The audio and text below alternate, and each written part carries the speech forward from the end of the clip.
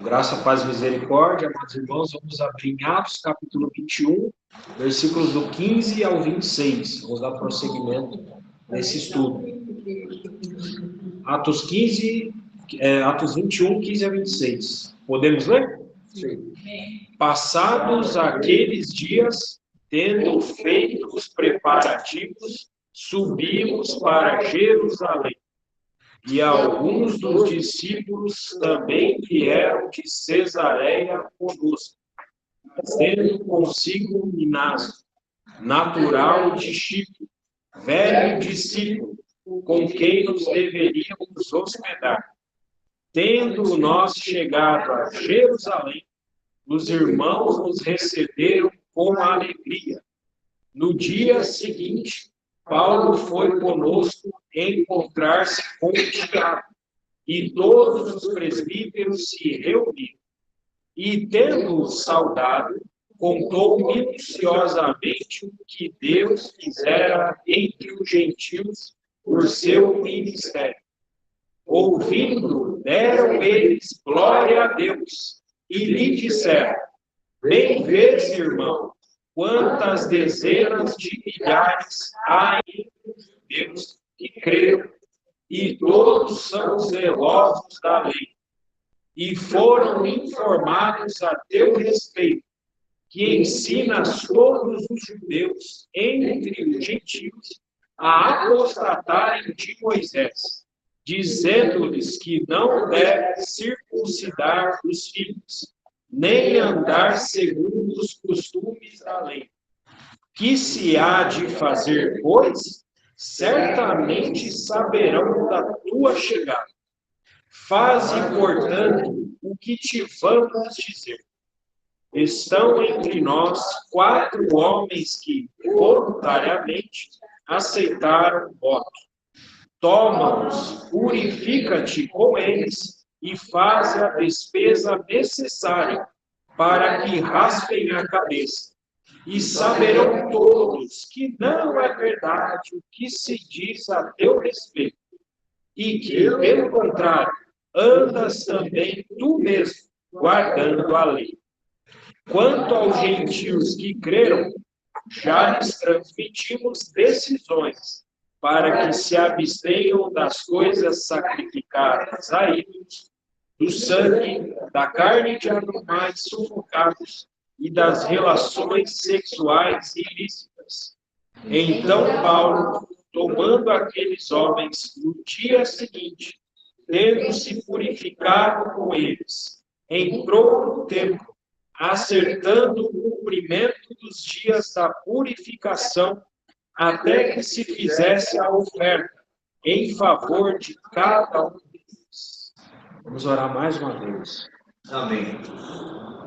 Ó Pai, Pai querido, Pai de amor, nós nos entregamos a Ti mais uma vez essa noite.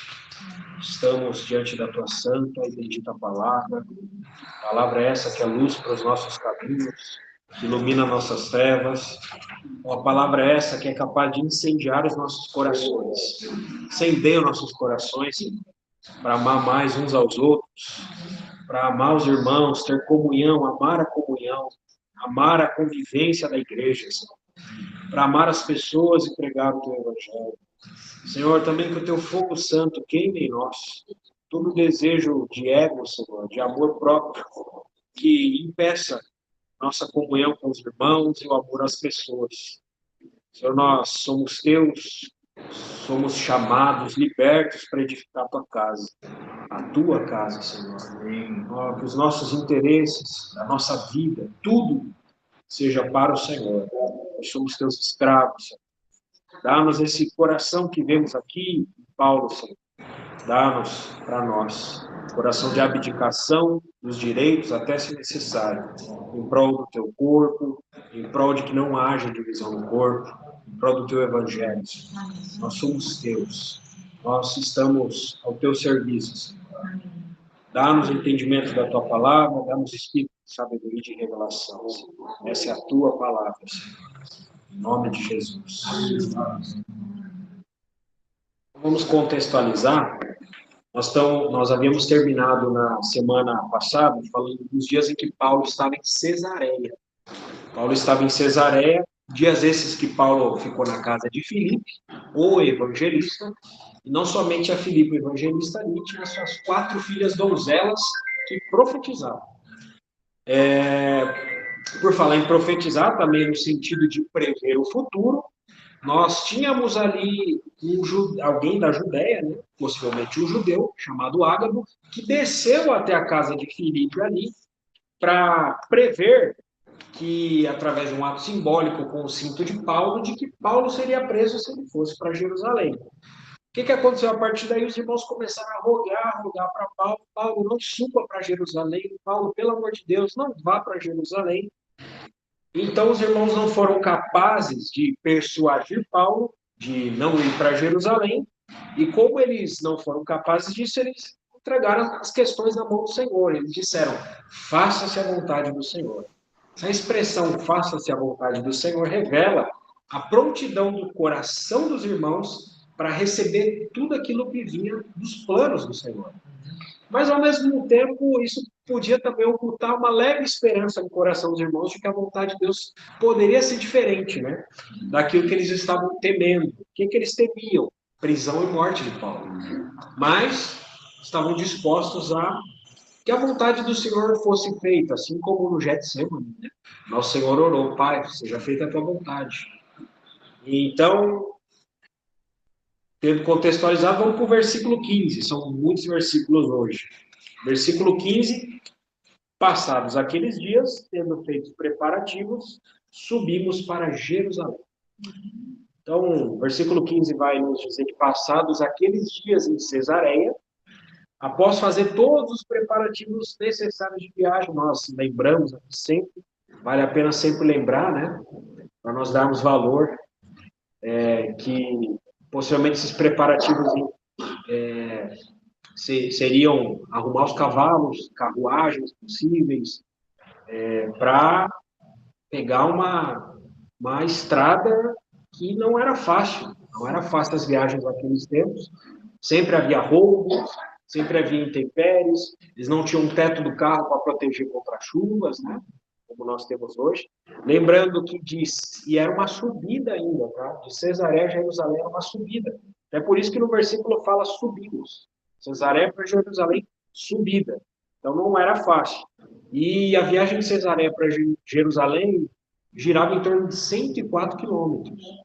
Não era uma viagem rápida, era algo que, naqueles dias, era algo feito mais ou menos 2 dias. 2 dias de viagem. Interessante notar aqui no versículo 15 que Lucas se inclui. Isso a gente vê também na expressão subimos. Lucas, escritor do livro de Atos, ele está se incluindo aqui quando ele fala subimos. Ou seja, Lucas ele era uma testemunha ocular dos fatos ali presentes. E de todos esses que nós vamos ver aqui. Versículo 16. E alguns dos discípulos também vieram de Cesareia conosco, trazendo consigo Mnason, natural de Chipre, velho discípulo com quem nos deveríamos hospedar. Esse versículo 16, Lucas aqui, ele narra que também alguns dos irmãos que estavam em Cesareia, os irmãos, acompanharam Paulo, né, na sua comitiva até Jerusalém. E trouxeram um irmão que o texto bíblico dá um destaque especial para ele. É o irmão Mnason, né? Não sei se essa pronúncia é correta. Mas o fato era que Mnason era um gentil da ilha de Chipre, próximo ali à região da Síria, da Judéia, etc. Alguns comentaristas sugerem que esse Mnason, ele era um homem de posses e de grande generosidade, um irmão que ofertava bastante e que ele tinha possivelmente uma casa em Jerusalém. Então, nessa casa, ficaria Paulo e a sua comitiva. O texto bíblico ainda diz que esse irmão Mnason, ele era um velho discípulo.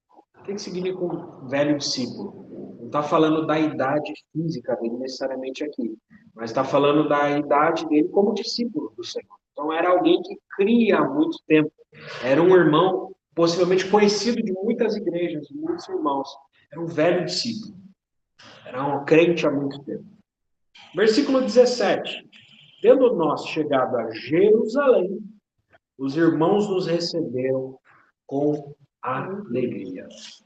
Esse versículo 17, ele diz que, enfim, né, eles chegaram a Jerusalém. Desde lá atrás, a gente sabe, a gente tem acompanhado aqui, que Paulo havia decidido em seu espírito ir a Jerusalém, e depois ele também tinha decidido ir para Roma, em seu espírito.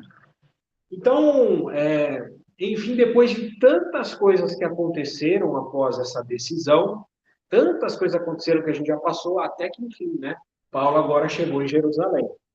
Especula-se que estava prestes a começar a festa dos Pentecostes, que era uma das festas judaicas. O que isso implicaria? Prestes a começar essa festa, justamente ali quando Paulo chegou. Implica no seguinte, que Jerusalém estaria cheia de judeus, não só os judeus residentes de Jerusalém, mas Jerusalém de todas as cidades, que vinham costumeiramente para essas festas. Era um costume. Então, Jerusalém estaria lotada de pessoas. Lotada de pessoas. Então, o texto do versículo 17 continua dizendo qual foi a reação dos irmãos de Jerusalém com respeito à chegada da comitiva de Paulo. Qual foi a reação dos irmãos? A reação foi de alegria.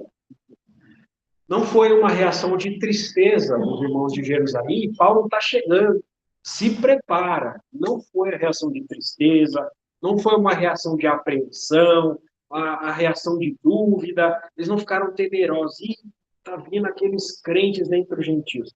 Não foi nada disso. Os irmãos de Jerusalém ficaram alegres. Irmãos, hoje aqui na reunião aconteceu algo similar, né? Os irmãos vieram ali da Santa Catarina, a reação nossa foi de alegria dos irmãos também. E essa é a reação quando o corpo de Cristo está junto. Nós somos partes de Cristo. Então, quando nós vemos uns aos outros, quando nós estamos juntos, não pode haver outra reação a não ser a alegria, a sorriso em nossos lábios. Porque Cristo está aqui presente. Partes de Cristo estão aqui, através dos irmãos. Então, a reação foi de alegria dos irmãos de Jerusalém. Então, essa reação dos irmãos de Jerusalém faz cair por terra todas as ideias possíveis, né? Alguns especulam que havia rivalidade entre a igreja de Jerusalém e as igrejas gentias. Então, essa reação de alegria faz cair por terra essa ideia de que os irmãos de Jerusalém tinham rivalidades, rixas com as igrejas gentias. Não foi essa a reação de rivalidade. Um rival, quando outro chega perante ele, a reação não é de alegria, não. Né? A reação pode ser de ironia, pode ser qualquer outra reação, mas de alegria não é quando você está diante de um rival. Então, reação de alegria é para quem você gosta, para quem é querido, para quem é desejável estar perto. Então, além disso, um dos possíveis motivos para a alegria dos irmãos de Jerusalém, ao encontrar com os irmãos que vieram para a comitiva de Paulo, é que eles receberam, enfim, depois de tanto tempo, aquelas ofertas que Paulo foi coletando das igrejas gentias. Sobre o fato dessa oferta, vários textos bíblicos que mencionam essa oferta. Vários textos bíblicos. Em Atos mesmo, nós vamos ver mais adiante que Paulo vai mencionar isso. Mas nas epístolas de Paulo, várias vezes ele fala que ele foi para as igrejas gentias coletar essas igrejas porque havia fome em Jerusalém. E Paulo se preocupava com a saúde dos irmãos, com a questão física, alimentar dos irmãos de Jerusalém. Puxa, que coisa preciosa de ver essa preocupação até com a saúde física dos irmãos, através de Paulo. Ele se preocupava se os irmãos tinham o que comer.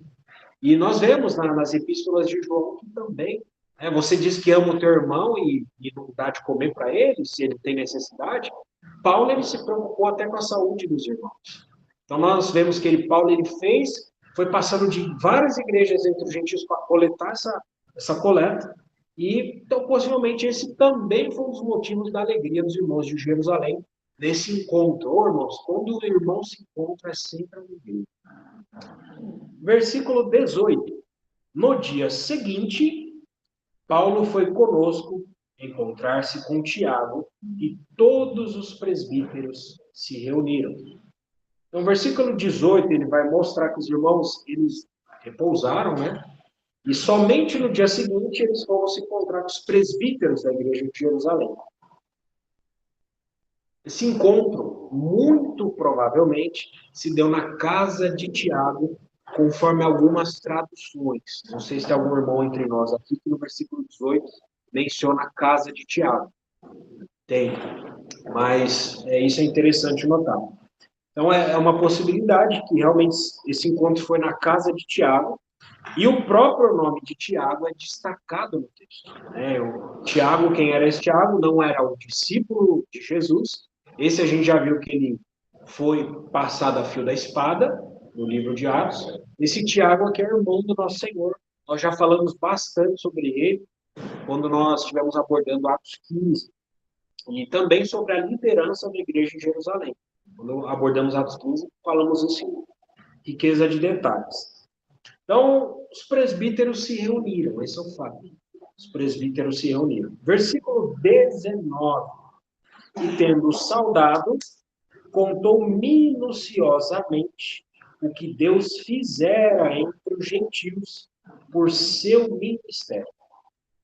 Então, o versículo 19 vai dizer, primeiramente, que Paulo saudou os presbíteros de Jerusalém e logo passou a contar, e contar não de maneira genérica. Paulo aqui não estava contando de maneira genérica, evasiva, vou resumir para vocês as viagens. Não, ele não fez nada disso. Eu vou resumir para vocês o que Deus fez entre os gentios. Não. Paulo contou minuciosamente. O que é uma minúcia? Né? Uma minúcia é uma pequena parte que pertence ao todo. Então, você contar algo minuciosamente significa que Paulo ele fez questão de contar todos os detalhes, parte por parte, até ele sentir que completou de falar tudo. Completei de falar tudo. Estou contando parte por parte, riqueza de detalhes, tudo nos seus mínimos detalhes. Paulo não deixou, fez questão de não deixar nada de fora. Então, isso sugere, né, quando alguém fala sobre algum assunto de maneira minuciosa, e que sugere tempo. Então, sugere que eles ficaram um determinado tempo, um tempo demorado, falando, não é impossível resumir tudo que aconteceu em anos, foram anos que Paulo fez 3 viagens. 3 viagens. Não necessariamente ele contou sobre as 3 viagens, porque ele já tinha vindo para Jerusalém. Mas muitos fatos aconteceram durante esse período. Não dava para resumir. Então ele contou de maneira minuciosa. Então, até possivelmente isso foi algo que durou, às vezes, até mais de um dia. A gente está conjecturando aqui, possivelmente, vamos contar um pouco hoje, depois voltou outro dia, contou mais um pouco, porque Paulo contou minuciosamente. Então, há algo interessante aqui, irmãos, porque nós, nas nossas tratativas humanas, nós só contamos ou falamos algo de maneira minuciosa para alguém quando nós temos certo grau de intimidade com essa pessoa. Não é verdade? Com quem nós não temos intimidade, geralmente a gente evita falar detalhes, geralmente é uma conversa mais direta, né, mais resumida, sem pormenores, direto no ponto. Mas com quem nós temos intimidade, por exemplo, marido e mulher, né, a gente fala minúcias de detalhes, até às vezes fala coisa que nem precisa falar, né? Então, quando se tem intimidade, você entra em minúcias, você entra em detalhes, riqueza de detalhes. Então, o fato é que toda a obra feita entre os gentios foi exposta para os presbíteros de Jerusalém minuciosamente. Sugere que havia intimidade entre os presbíteros de Jerusalém e Paulo entre os irmãos. Então, Paulo, ele falou das viagens, dos sofrimentos, das conversões, dos livramentos, e nós, de fato, louvamos ao Senhor. Até uma, acho que foi uma irmã que orou de mais cedo, né? pela obra que o Senhor fez. Nós louvamos essa obra que o Senhor fez através de Paulo e os irmãos para fazer essa obra entre os gentios. Nós louvamos ao Senhor, porque foi por meio do desenrolar dessa obra, ao longo de 2000 anos, que depois o Evangelho chegou até aqui nós. Nós, né? Confins da Terra, hemisfério sul, o Brasil. Foi através do desenrolar dessa obra. Então nós temos e muito que louvar o Senhor por essa obra, né? Então, talvez um dia, né, nós vamos poder abraçar Paulo e essa comitiva aqui com alegria também. Ó, Paulo, muito obrigado. A obra que vocês fizeram chegou até nós 2000 anos depois, num lugar que você, de repente, nem sabia que existia, Paulo. Então, nós louvamos ao Senhor por isso. Versículo 20. Ouvindo, deram eles glória a Deus e lhe disseram: bem vês, irmão, quantas dezenas de milhares há entre os judeus que creram, e todos são zelosos da lei. Versículo 20, ele vai mostrar que os presbíteros de Jerusalém, eles deram ouvidos, isso não pode ser ignorado, os presbíteros deram ouvido ao que Paulo contou minuciosamente. Eles deram ouvidos. Se eles não dessem importância, eles não dariam ouvidos. Isso demonstra, né? Você só dá ouvido para alguém, quando você dá ouvido para alguém, você demonstra que as atenções do seu coração estão voltadas para aquilo que a pessoa está falando. Então, as atenções dos presbíteros de Jerusalém, o coração dos presbíteros de Jerusalém, estavam naquilo que Paulo estava falando. E a reação dos presbíteros de Jerusalém não foi de desaprovação. Eles não desaprovaram o que Paulo falou, o que ele contou minuciosamente. Geralmente, quando há alguma desaprovação, às vezes até interrompe o que a pessoa está falando. Não, já para aqui e tal. Não segue falando, não, isso aqui a gente já discorda. Mas eles não fizeram isso, os presbíteros de Jerusalém. A reação não foi de desaprovação. O que eles fizeram, os presbíteros de Jerusalém? O versículo diz para nós: eles deram glória a Deus. Mas glória a Deus, muitas vezes no meio cristão se tornou uma expressão meio vazia, né? Se dá glória a Deus por qualquer coisa.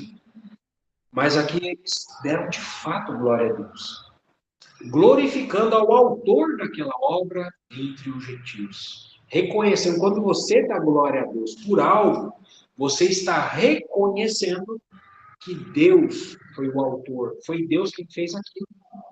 Glória a Deus. Por quê? Porque foi Deus quem fez aquilo. Paulo e os irmãos foram instrumentos, mas a glória é toda de Deus. Tudo aquilo que Paulo sofreu, a glória não é dele, a glória é de Deus. Louvado seja o Senhor. Com certeza, claro, nós sabemos que Paulo será galardoado por tudo isso, mas a glória é toda de Deus. Porque foi Deus que capacitou Paulo e os irmãos. Então, eles não parabenizaram nem Paulo também, e os irmãos, como se a obra fosse de Paulo e os irmãos. Eles distinguiram, discerniram, e eles deram glória a Deus. Glória ao autor da obra. Então, após dar glória a Deus pela obra entre os gentios, os presbíteros de Jerusalém passaram eles a contar a obra de Deus entre os judeus. Paulo, você contou a obra de Deus minuciosamente entre os gentios, agora é a nossa vez. Agora é a nossa vez de contar a obra de Deus entre os judeus. Então, eles começaram dizendo a Paulo e aos irmãos que era algo visível ali, algo que estava diante deles, que eles conseguiam ver com seus próprios olhos através da expressão bem vês. Bem vês. Ou seja, estava evidente, estava patente aos olhos. Né? Então, o que era evidente ali em Jerusalém? Havia dezenas de milhares entre os judeus que creram. Louvado seja o Senhor. Porque havia dezenas de milhares entre os judeus que creram. Nós também damos glória a Deus por isso. E reconhecemos que também isso foi obra de Deus. Não foi obra de Tiago, Pedro, em seu discurso, que no começo converteu-se 3.000 e depois 5.000 e daí em diante, mais judeus foram se convertendo ao Evangelho. Nós reconhecemos que Pedro, Tiago, João e os demais foram instrumentos. Nós damos glória a Deus e reconhecemos que também Deus fez obra entre os judeus. Então, havia dezenas de milhares entre os judeus que creram em Cristo Jesus. Eles reconheceram que Jesus era o Cristo profetizado nos profetas e na lei. Eles eram judeus crentes. Alguns comentaristas até estipulam que havia a esta altura já na igreja de Jerusalém em torno de 20 até 50 mil crentes. Muita gente, bastante crente na igreja de Jerusalém. Mas embora, a gente precisa salientar isso, embora havia dezenas de milhares de judeus que creram em Jesus, isso não correspondia a toda a nação de Israel. Não correspondia a todos os judeus. Então, havia ainda muitos judeus que conheciam as escrituras do Antigo Testamento, as promessas do Messias, e não criam que Jesus era Cristo. Então, havia muita obra ainda a ser feita entre os judeus. Havia ainda muitos judeus que precisavam crer que Jesus Cristo era o Messias profetizado nas Escrituras. Então, esse é um pensamento importante para hoje. Deus ainda tinha muita obra a fazer entre os judeus. Deus fez a sua obra entre os gentios. O livro de Atos ele focaliza bastante nessa obra. A gente focalizou bastante nisso. Mas nós não podemos esquecer que Deus também tinha obra a ser feita entre os judeus. Havia dezenas de milhares que creram entre os judeus. Muito bom, glória a Deus. Mas ainda tinha muitos judeus que não creram. E eles precisavam crer. Eles precisavam crer em Jesus. Então, o texto do versículo 20, ele continua mostrando que entre essas dezenas de milhares de judeus que creram, irmãos, aqui a gente precisa dar um infelizmente. Infelizmente, crer para eles não foi suficiente. Além de crer em Jesus, ao mesmo tempo eles eram zelosos da lei. Ou melhor dizendo, zeladores da lei. Como nós vamos ver adiante. Pois eles não só se preocupavam em guardar a lei, mas verificar se os outros também estão guardando. Então, possivelmente essas pessoas, eles sejam fariseus e convertidos. Ele já passou por isso em Atos 15, mas eu vou ler aqui Atos 15, 5, tá? Os irmãos que anotarem, Atos 15, 5 diz o seguinte: insurgiram-se, entretanto, alguns da seita dos fariseus que haviam crido em Jesus, dizendo: é necessário circuncidá-los e determinar-lhes que observem a lei de Moisés, se referindo aos gentios. Então, possivelmente sejam crentes fariseus. Versículo 21 de Atos 21, 21.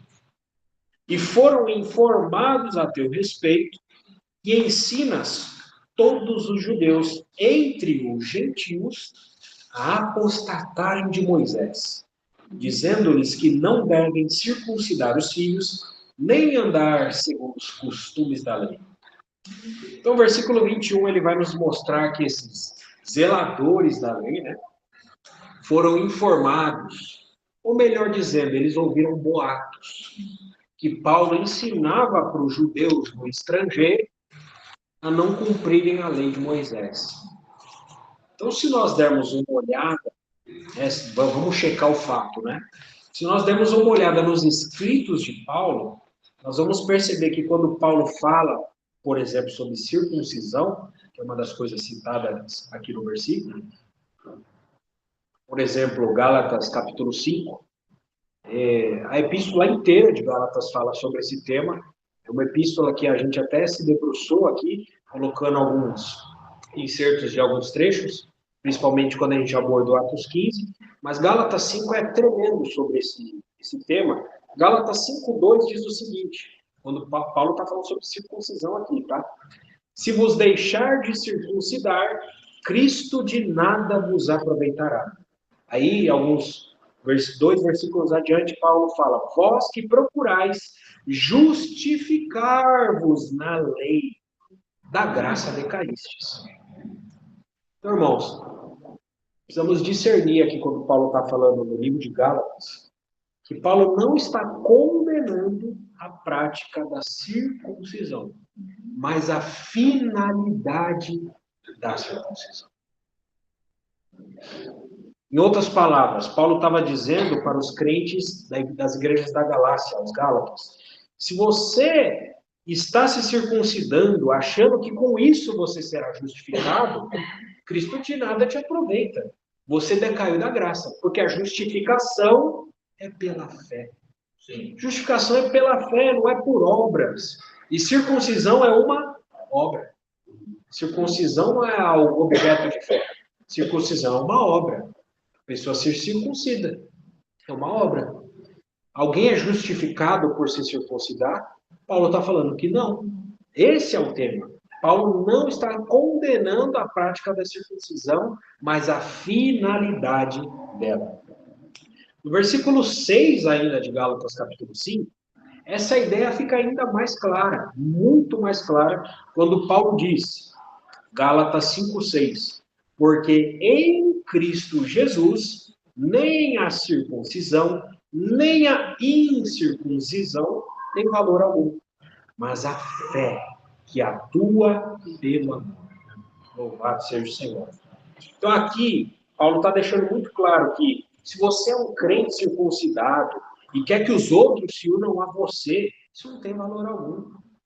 Tem que ficar empurrando a circuncisão para todo mundo, não. E da mesma forma, se você é um crente incircunciso e quer que ninguém se circuncida, isso também não tem valor nenhum. Quer você se circuncide ou não, isso não vale nada. Isso não acrescenta nada. Isso não nos dá vantagem nenhuma. O que valia para Paulo era o quê? A fé que atua pelo amor. A circuncisão ela é apenas uma obra que nós devemos nem proibir e nem incentivar. É algo pelo qual nós devemos ser indiferentes. Indiferença. Então, Paulo ele não proibiu a circuncisão como os boatos disseram, no versículo 21. Paulo nunca disse para ninguém deixar de circuncidar os seus filhos ou incentivou alguém a não cumprir a lei de Moisés. O que Paulo foi era contra a finalidade de tais obras. Então, aquilo que disseram a respeito de Paulo era infundado. Paulo mesmo, o que ele fez a respeito de Timóteo? Paulo circuncidou Timóteo, mandou circuncidar Timóteo.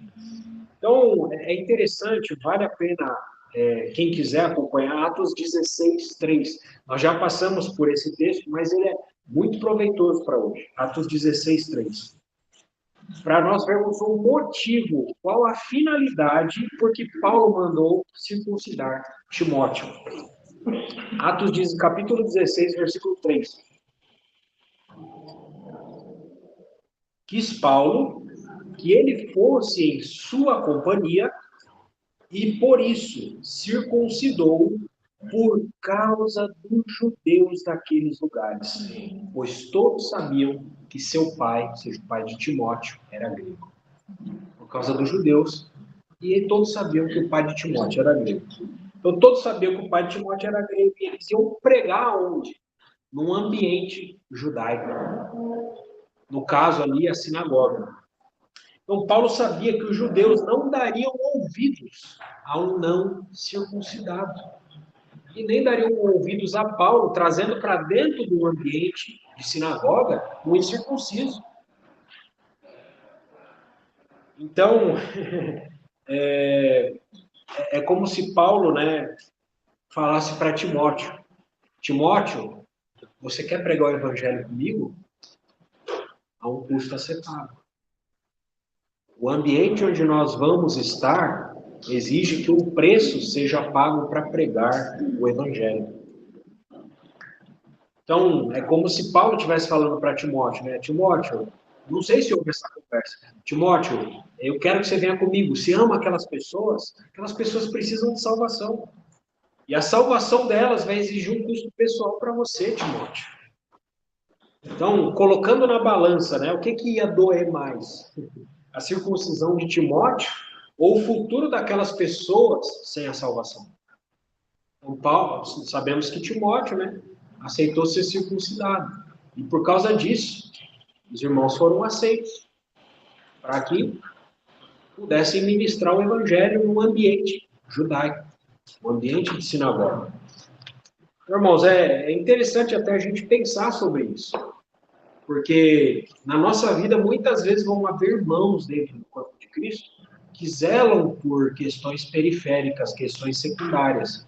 Qual a nossa reação, nosso comportamento diante disso? Muitas vezes nós temos direito. Timóteo tinha direito de não ser circuncidado. Paulo, vai você sozinho, eu quero exercer o meu direito de não ser circuncidado.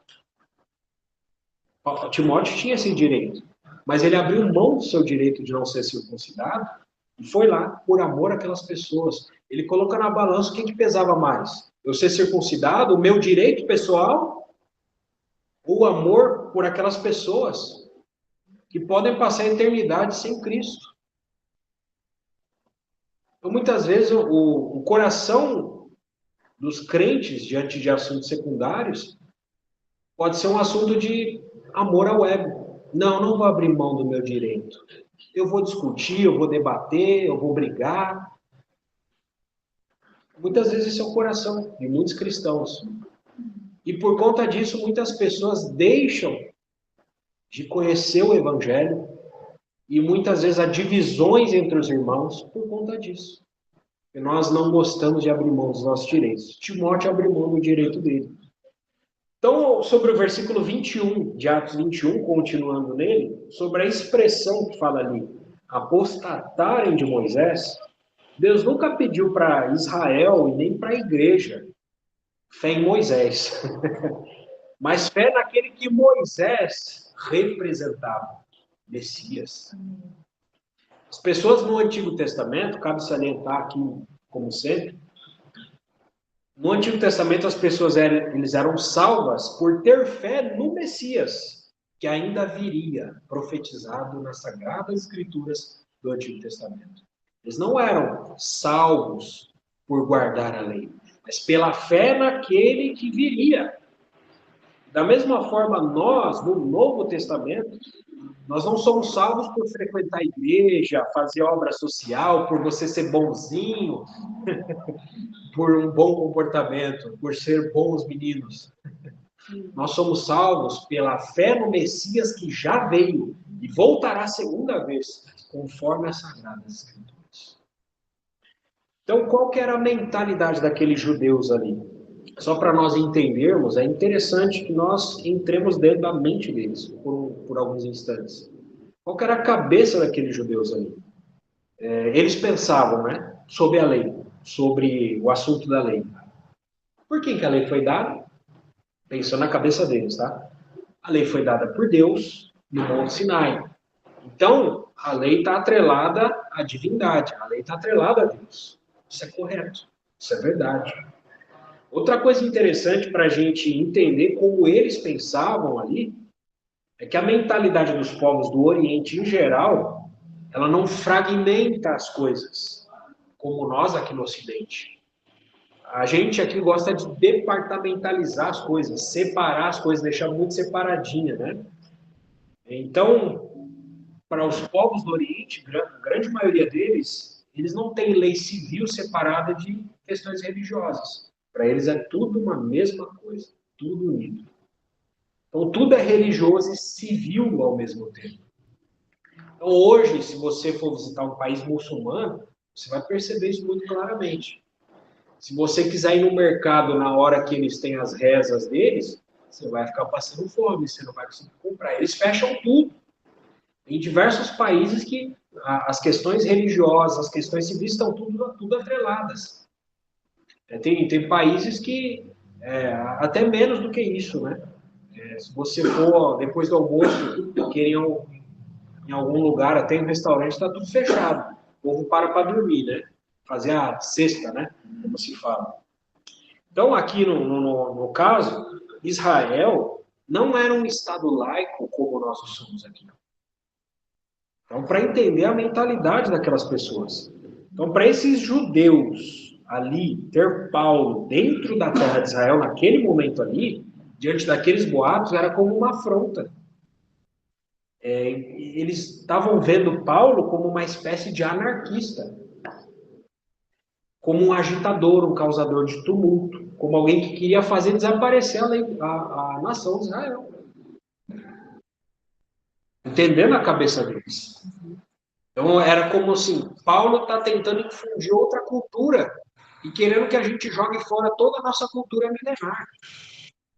Então, porque ainda que houvesse Império Romano naqueles dias, dos apóstolos, para os judeus, ainda que vigorava, independente se tivesse Império Romano ou não, o que vigorava na terra de Israel era a lei de Moisés. E também para os judeus no estrangeiro, era a lei de Moisés. Para os povos muçulmanos hoje, a lei deles é a Sharia. Quando eles estão num país estrangeiro, eles continuam seguindo a lei da Sharia. Deixa eles criarem corpo para ver. Em vários bairros, em países, né, da Europa, que os muçulmanos eles até fazem valer a lei deles sobre um bairro aqui no Ocidente.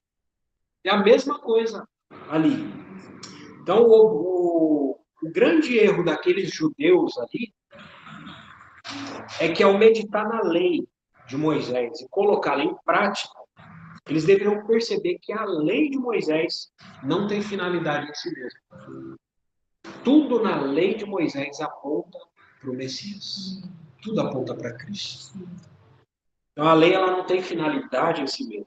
Sejam os mandamentos, os rituais, os votos, os sacrifícios, o tabernáculo, tudo faz referência a Cristo Jesus.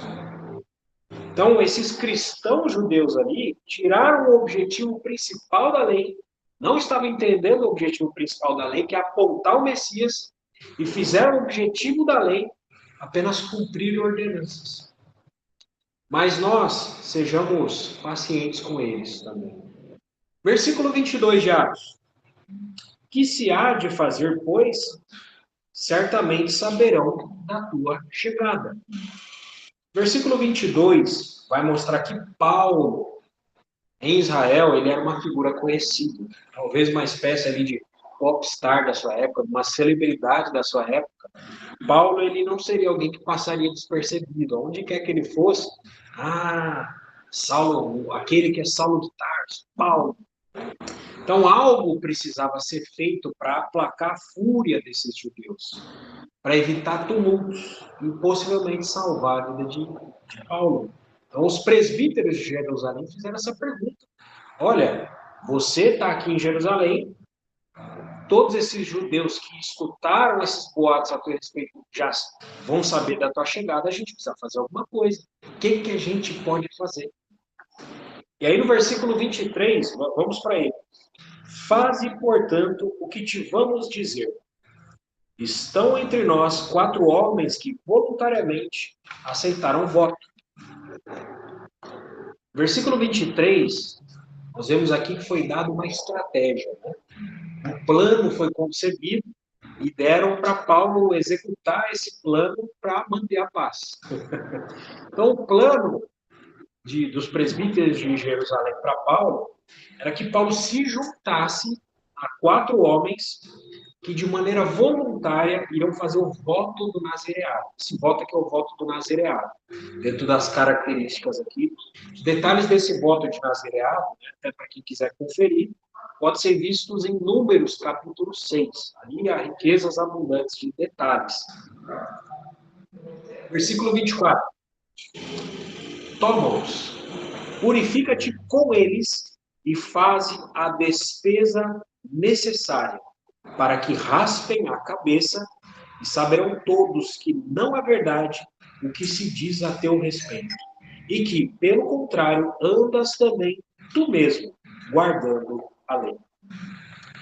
Esse versículo 24 ele descreve que Paulo se purificaria nesse rio com esses 4 homens, e não só isso, ainda por cima Paulo pagaria as despesas, pelo voto dele e pelo voto dos 4 homens. Então, essa despesa desse voto do nazireado não era barata. Se você for ver lá em número 6, era uma despesa cara. E por que isso foi colocado dentro dessa estratégia? Paulo, paga Não só o seu, mas paga por eles também. Porque Paulo, pagando não só por ele, mas pelos outros, ele mostraria envolvimento, engajamento. E isso ajudaria a desmentir que Paulo não guardava a lei para os olhos daquelas pessoas. Então, os presbíteros de Jerusalém acharam que, ao verem Paulo não somente cumprindo a lei, o rito de Moisés, né, que era o voto do nazireado, que também aponta para Cristo como tudo, mas também pagando as despesas para mais 4 homens cumprirem, isso seria suficiente para os judeus não acreditarem a respeito daquilo que ouviram de Paulo. Pois na mente daqueles judeus, mais uma vez, eles uniam tudo, eles não têm a mente que separa as coisas igual a nós aqui no Ocidente. Para a mente daqueles judeus, quem ensina a não cumprir a lei, que era a acusação, ele mesmo não vai cumprir a lei. Assim, então, assim, se Paulo cumprisse a lei, de maneira pública ainda, eles já atrelariam que Paulo não ficava ensinando aquelas coisas que eles ouviram. Se nós formos ver, até foi uma estratégia inteligente dentro do contexto e mentalidade daquela época daquelas pessoas. Versículo 25. Quanto aos gentios que creram, já lhes transmitimos decisões para que se abstenham das coisas sacrificadas a ídolos, do sangue, da carne de animais sufocados, das relações sexuais ilícitas. Aqui no versículo 25, né, é um eco do capítulo 15, esse versículo 25, os presbíteros de Jerusalém reafirmaram mais uma vez as decisões deles para que houvesse harmonia entre os crentes judeus e os crentes gentios, para que não houvesse divisão no corpo de Cristo. Os gentios tinham a sua liberdade, mas por conta da consciência fraca dos crentes judeus, os gentios teriam de observar, ao menos na presença dos judeus, nessas decisões aqui, essas prescrições. A gente já abordou isso no capítulo 15. E se os gentios, os crentes gentios, tivessem amor aos cristãos judeus, eles fariam isso na presença dos crentes judeus, para que não houvesse divisão no corpo de Cristo, uma igreja judaica e uma igreja gentia. Então, como nós já falamos aqui, o limite da nossa liberdade é o amor. Nós não temos liberdade restrita para fazermos tudo o que queremos na hora que queremos. O limite da liberdade é o amor. Nós amamos os irmãos. Muitas vezes nós vamos nos restringir por causa deles. E nós vamos abdicar de direitos nossos. Muitas vezes nós vamos fazer coisas que nós não queremos, em horários que nós não queremos. Às vezes o irmão te liga na madrugada, você está naquele sono bom, né? Às vezes já pode ter acontecido experiência de algum irmão, conheço alguns. Foi ligado na madrugada para socorrer, irmão. E, poxa, há amor no nosso coração. Você pode ter o direito, irmão, vou ficar dormindo, sinto muito. Você tem o direito de ficar dormindo? Tem. Mas se você ama o irmão, você vai socorrer o irmão. Então, o limite da liberdade é o amor. Então, vamos para o versículo 26, último versículo. Então, Paulo, tomando aqueles homens no dia seguinte, tendo se purificado com eles, entrou no templo, acertando o cumprimento dos dias da purificação, até que se fizesse a oferta em favor de cada um deles. Então, o versículo 26, ele vai narrar que no dia seguinte, Paulo esperou mais um dia, né? Paulo decidiu acatar e seguir a estratégia dos presbíteros de Jerusalém, exatamente como eles falaram. Então, Paulo entrou no templo com aqueles 4 homens, fez o voto do nazireado. Então, aqui vale a pena a gente fazer algumas considerações finais sobre a lei de Moisés no que tange a cristãos, né? Então, existem, irmãos, basicamente 3 posições principais sobre a lei de Moisés no meio cristão. Em um extremo, nós temos aqueles que dizem, a cristãos que dizem que nós temos que cumprir sim a lei de Moisés, mesmo sendo crentes da nova aliança. Que é como a posição desses judeus, né, que nós vimos aqui nesse texto. Eles querem impor a lei. Para eles, Cristo é Cristo mais a lei, né? Como se Cristo, infelizmente, não fosse suficiente. E acabam se achando até muitas vezes superiores aos crentes que não cumprem a lei. Então nós temos até uma porção de igrejas evangélicas que segue essa tendência, basta observar.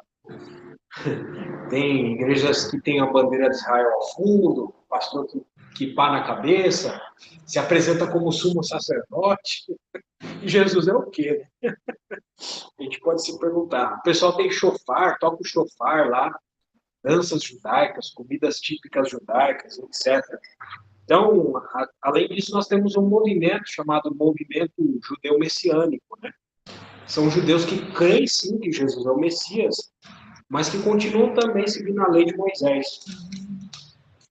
Nós precisamos até ter um cuidado, porque para muitos desses judeus messiânicos, Jesus de fato é o Messias. Mas muitos desses judeus messiânicos não reconhecem que Jesus seja Deus. Então isso é perigoso. Não creem na divindade de Jesus. Creem que ele é o Messias, mas separam. Não, Jesus não é Deus. Para muitos deles. Então, isso é um extremo. Crentes que querem seguir a lei também. Segundo extremo, né, a segunda posição, eles dizem o seguinte: não, a lei é má, a lei é péssima. E que a primeira vinda de Cristo foi como se Deus estivesse pegando uma borracha, né, e apagando tudo aquilo que ele mesmo deu para Israel, usando sempre textos, né, fora de contexto, dizendo: Cristo é o fim da lei, Cristo é o fim da lei. De fato, ele é o fim da lei. Mas a palavra fim ali não significa final, no sentido de acabar com algo, mas no sentido justamente de finalidade. Cristo é a finalidade da lei. Não que Cristo acabou com tudo aquilo, mas Cristo é a finalidade daquilo.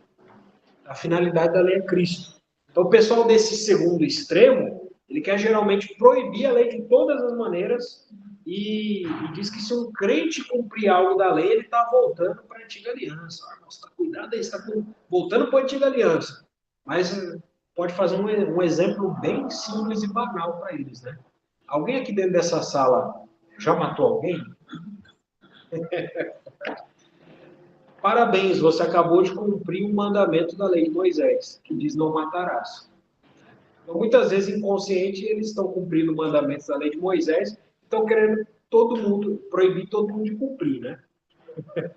Então, a própria Escritura diz que a lei é boa, que a lei é santa. Davi fala: ó, como amo a tua lei, ela é minha meditação noite e dia. A lei é boa, sim. Mas ela, por si só, ela não pode transmitir bondade, santidade para dentro de nós. Porque o nosso problema é dentro. Nosso problema vem de dentro. Então, qualquer conduta exterior não nos muda. Nosso problema está aqui dentro. Então, ser um bom cristão não significa você ser um mau judeu, né? No caso de um judeu, e nem um mau brasileiro. Né? Nós, por sermos cristãos, nós não podemos chegar, né, falar para nossa presidência da República, os demais poderes: eu sou cidadão da cidade celestial, eu não vou pagar mais imposto, vou rasgar a Constituição, não sigo mais nada do país. A gente não pode fazer isso. Porque ser um cristão não significa você ser um mau brasileiro. Assim como você ser um crente judeu não significa que você será um mau judeu. Então, tem um irmão, eu gosto muito dos comentários dele, tá? O nome dele é Warren Wiersbe. Ele comentando sobre esse capítulo 21, ele disse o seguinte: a mesma graça de Deus que dava aos gentios a liberdade de se abster dos costumes da lei de Moisés, também dava aos judeus a liberdade de observar seus costumes. Então, tudo que Deus pedia de ambos, gentios e judeus, era que aceitassem uns aos outros, sem criar problemas nem divisões. Então, irmãos, nós cremos, né, que a posição mais equilibrada quanto à lei é de que ela é irrelevante para nós cristãos. Nós seguimos o nosso Messias. Nós não tiramos os nossos olhos de Cristo Jesus, porque nada mais tem importância.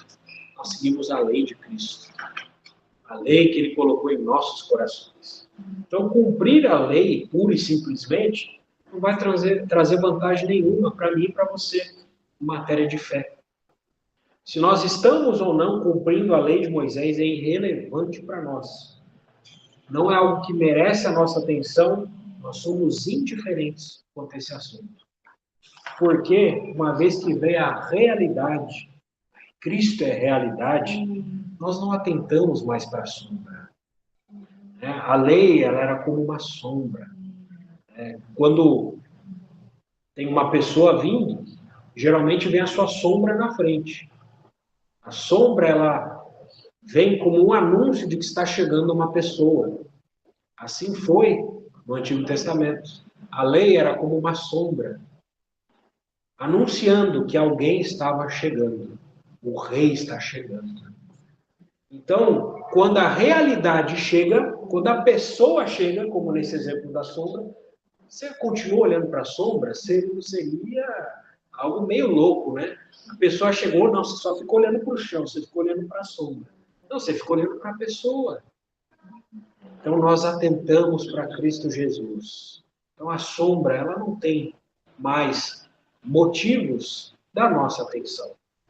Essa circunstância que houve aqui, tanto em Atos 21 como em Atos 15, é uma circunstância que vai, amados irmãos, permanecer até o Senhor voltar. Ou seja, sempre haverá cristãos com consciência fraca em relação a alguns assuntos.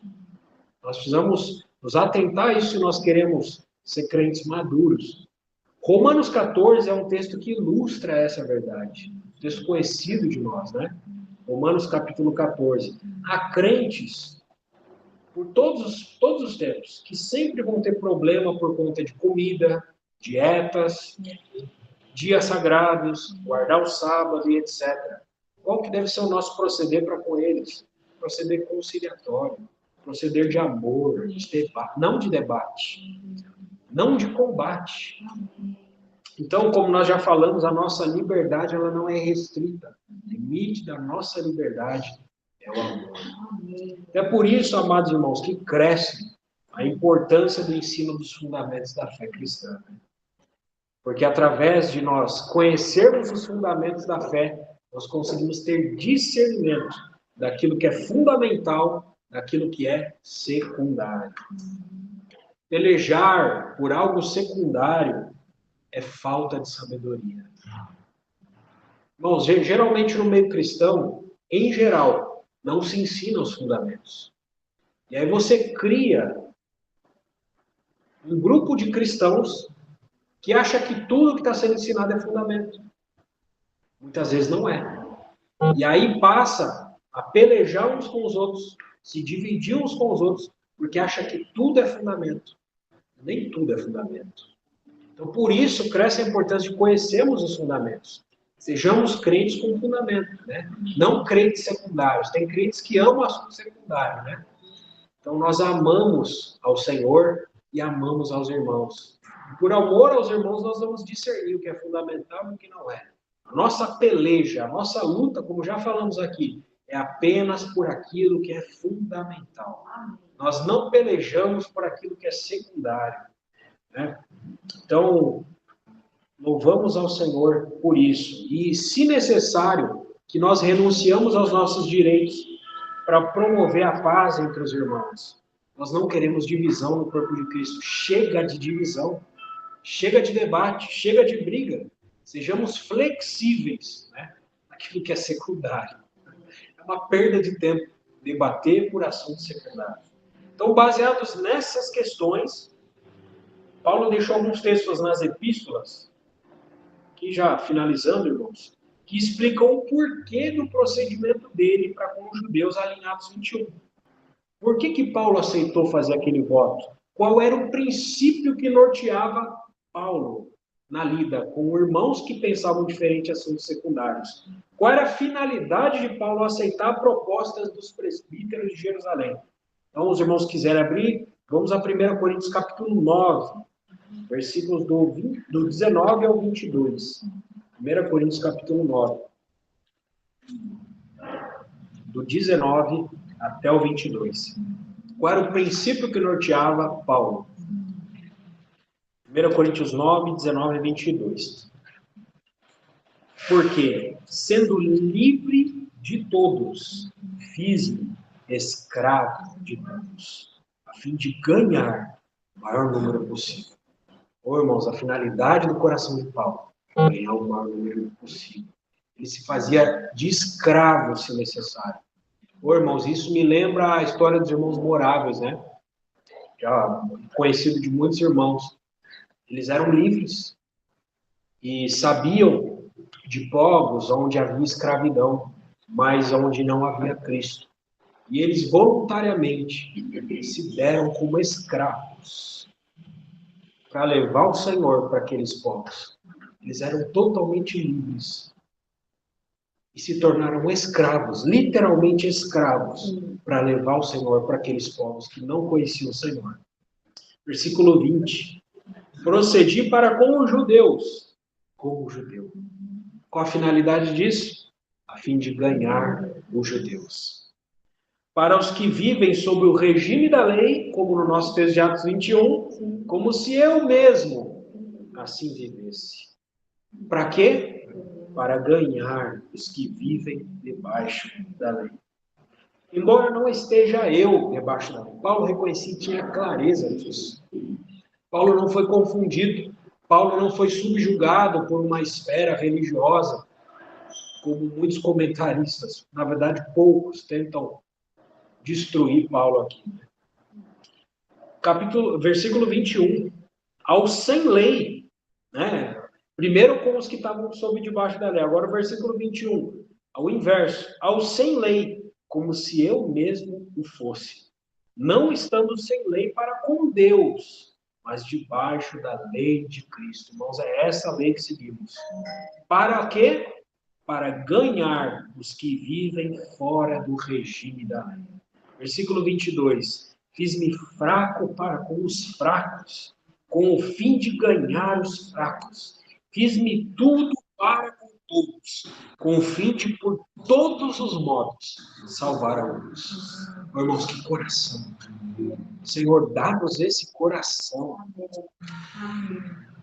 O foco da atenção de Paulo sempre foi a salvação das pessoas. Trazê-las à salvação ao Salvador. E se para isso ele tivesse que abrir mão do direito, ele faria. Se tivesse que cumprir um voto entre os judeus, ele faria, para manter a comunhão e a paz. Se isso fosse salvar mais pessoas, ele faria. Se estivesse entre os gentios, por exemplo, comendo carne de porco, carne considerada imunda em Israel, ele faria, sem dúvida alguma. O importante para Paulo era a salvação das pessoas. O que era secundário não tinha importância. Aí, quem quiser, pula um capítulo. 1 Coríntios 10, versículo 33. A gente finaliza aqui. 1 Coríntios 10, 33. Assim como também eu procuro em tudo ser agradável a todos, não buscando o meu próprio interesse, mas o de muitos, para que sejam salvos. Mas esse versículo aqui, ele talvez revele a grande causa de esterilidade no meio cristão.